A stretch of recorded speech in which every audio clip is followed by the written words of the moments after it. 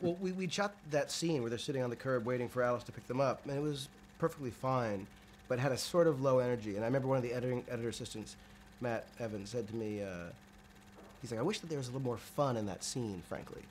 Because it's the one time they're all together before the train crash, where you can see what they are. And I thought, that's a good point. And it just kind of stuck with me. A couple weeks later, we were shooting a scene in the car where a bunch of the kids were in the car, and we were resetting and driving back to the beginning to restart the scene.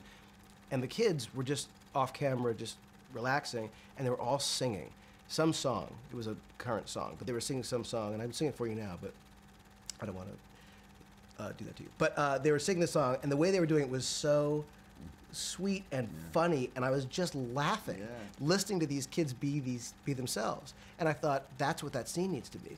So one night, we were back in Los Angeles, we were done with the day, and we had about a half an hour, and it was almost starting to rain.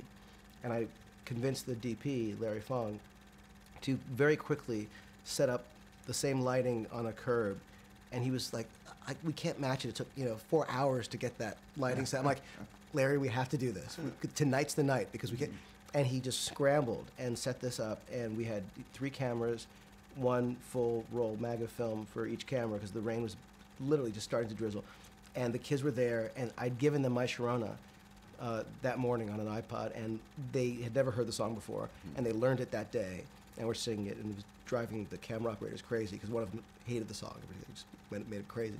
And we just shot the scene, and it was exactly what it needed to be, and they'd become friends over that month or 2 that we've been shooting. So it felt like a group of friends hanging out, doing what they would be doing, and it was a much more magical moment, I think, for the movie than the original shoot.